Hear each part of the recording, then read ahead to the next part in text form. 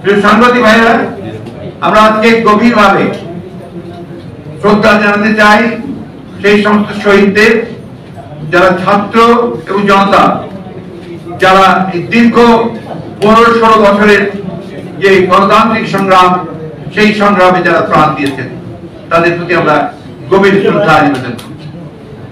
আমরা অভিবাদন জানাতে চাই, সেলিউট জানাতে চাই আমাদের ছাত্রদের, আমাদের সন্তানদের, যারা তাদের মেধা, বুদ্ধিমত্তা, সাহস নিয়ে এই ফ্যাসিবাদী সরকারের বিরুদ্ধে দাঁড়িয়ে বুকের রক্ত দিয়ে তারা আজকে বিজয় অর্জন করেছেন, ছাত্র জনতার বিজয় অর্জিত হয়েছে। আমরা তাদেরকে আবারও অভিবাদন জানাই। আমরা সকল রাজনৈতিক দল, সকল ব্যক্তি যারা এই সংগ্রামের সঙ্গে জড়িত ছিলেন, আছেন, পেশাজীবী, তাদের সকলকে আন্তরিকভাবে ধন্যবাদ এবং কৃতজ্ঞতা জানাচ্ছি এই আন্দোলনের শরীক হয়ে আজকে বিজয় অর্জন করা হয়েছে। এই বিজয় অর্জন করা হয়েছে, আরো বড় দায়িত্ব রয়েছে এখন প্রতিটি মানুষের, প্রতিটি বাংলাদেশের, প্রতিটি স্বাধীনতা প্রিয় মানুষের, প্রতিটি নাগরিকের এই স্বাধীনতাকে সুসংগত করা। সেই স্বাধীনতাকে সুসংগত করা তখনই সম্ভব হবে যখন আমরা গণতান্ত্রিক প্রতিষ্ঠানগুলোকে প্রতিষ্ঠিত করতে পারবো, তাদের প্রাতিষ্ঠানিক রূপ দিতে পারবো। আর সেই জন্যই আজকে সবচেয়ে বেশি যেটা প্রয়োজন সেটা হচ্ছে ধৈর্য, সংযম এবং পরবর্ত সহিষ্ণুতার জন্য নিজেকে তৈরি করা। আপনাদের কাছে অনুরোধ করব যে আজকে আপনাদের মাধ্যমে আমি এই বার্তা আমরা সারা দেশবাসীর কাছে পৌঁছে দিতে চাই যে এখন অ্যারোগেন্স, ভেঞ্জিয়েন্স এগুলোর কোনো স্থান নেই। আপনার স্থান নেই কোনো প্রতিহিংসা বা প্রতিশোধ গ্রহণের। এখন যেটা প্রয়োজন, ধৈর্যের সঙ্গে পরিস্থিতি মোকাবেলা করে, জনগণকে সংহত করে আপনার এই অর্জিত স্বাধীনতাকে সংহত করা, সুসংহত করা।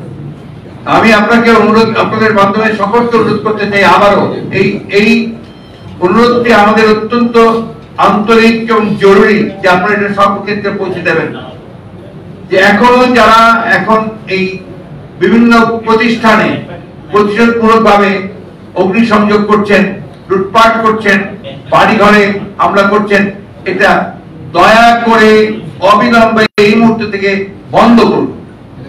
যারা এটা করছেন তারা কেউ এই আন্দোলনের শরীক, আন্দোলনের লোক নন, তারা সবাই কিন্তু আপনার যারা আন্দোলনের বিরোধিতা করেছে তারা এবং তাদের লোকেরাই করছে। এই বিষয়গুলো আমাদেরকে একটু মনে রাখতে হবে এবং সেভাবেই আমি আপনাদের মাধ্যমে সারা দেশবাসীর কাছে অনুরোধ জানাচ্ছি। সেই সঙ্গে আমাদের দলের সকল নেতা কর্মীদেরকে আমি অনুরোধ করবো যে তারা এ ব্যাপারে অত্যন্ত দৃঢ়তার সঙ্গে এদের বিরুদ্ধে প্রতিরোধ করে তুলে সমস্তকে একটা ঠান্ডা অবস্থায় তৈরি নিয়ে আসে করার জন্য ব্যবস্থা করে। দ্বিতীয় জিনিসটা যে পরবর্তী অত্যন্ত জরুরি, আপনারা জানেন যে গতকাল আমাদেরকে রাষ্ট্রপতি দেখেছিলেন বিভিন্ন রাজনৈতিক দলকে এবং সেনাপ্রধান এবং 3 বাহিনীর প্রধানরা সেখানে উপস্থিত ছিলেন, তারা ডেকেছিলেন। তাদের মাধ্যমে যে কথাবার্তাগুলো হয়েছে সে বিষয়গুলো আপনারা কালকে সবাই শুনেছেন। আবার আমি একটু রিপিট করতে চাই যে সেখানে শহীদদের জন্য দোয়া করা হয়েছে এবং তাদের পরিবারদেরকে যথাযথ আপনার ক্ষতিপূরণ দেওয়ার জন্য তারা অঙ্গীকার করেছেন। রাষ্ট্রপতি অঙ্গীকার করেছেন যে যেহেতু শেখ হাসিনা পদত্যাগ করে পালিয়ে গেছে, সেই কারণে এখন শেখ হাসিনার ক্যাবিনেট পুরোপুরি ভাবে আপনার বিলুপ্ত হয়ে গেছে এবং এই সংসদের যেটা একটা দামি সংসদ, যেটা বিনা ভোটে নির্বাচিত, তার উপর এখন এই মুহূর্তে কোনো কার্যকারিতা নেই। সুতরাং এটাকে 24 ঘন্টার মধ্যে ভেঙে দিয়ে একটা ইন্টারিম গভর্নমেন্ট বলেন বা একটা নিরপেক্ষ সরকার বলেন তা গঠন করা হবে এবং তাকে 3 মাসের মধ্যে তারা নির্বাচন করে তারা নির্বাচিত সরকারের কাছে ক্ষমতা হস্তান্তর করবে।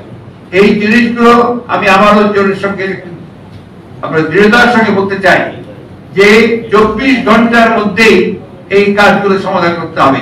আমি রাষ্ট্রপতির কাছে আহ্বান জানাচ্ছি, কাল বিলম্ব না করে আপনি আজকে এর মধ্যেই 24 ঘন্টা প্রায় হয়ে যাচ্ছে, সেটার মধ্যেই আপনি দয়া করে এটাকে অবিলম্বে এই পার্লামেন্টকে ভেঙে দিয়ে আপনার একটা অন্তর্বর্তীকালীন নিরপেক্ষ সরকার গঠন করুন। অন্যথায় দেশে আবার রাজনৈতিক শূন্যতা দেখা দিতে পারে। আমি ধন্যবাদ জানাতে চাই আমাদের দেশপ্রেমিক সশস্ত্র বাহিনীকে।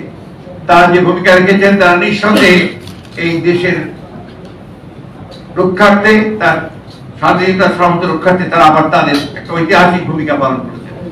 সেটাকে সুদৃঢ় করতে হবে, সেই জন্য জনগণের সমর্থন তাদের প্রয়োজন রয়েছে।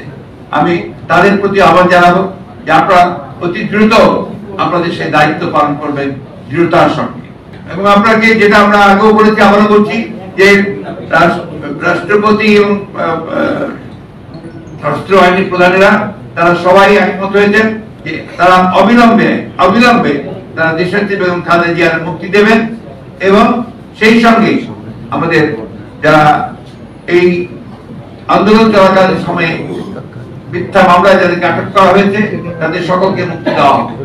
একই সঙ্গে অন্যান্য যে সমস্ত মিথ্যা মামলায় দীর্ঘকাল ধরে আমাদের যে সমস্ত নেতাকর্মীদের রাজনৈতিক ভাবে আপনার সাজা দিয়ে আটক করা হয়েছে তাদেরকেও মুক্তি দেওয়ার সমস্ত প্রক্রিয়া তারা চূড়ান্ত করবেন, এগুলো তাদের কমিটমেন্ট। সুতরাং আমরা আশা করবো এই বিষয়গুলোতে দ্রুততার সঙ্গে হবে। একই সঙ্গে আশা করব যে সমস্ত গণতান্ত্রিক শক্তি আজকে ঐক্যবদ্ধ হয়ে অর্জিত যে সাফল্য, সেই সাফল্যকে সুসংহত করবার জন্য তারা সবাই তাদের নিজ নিজ ভূমিকা রাখবে। এটাই আপনাদেরকে আমি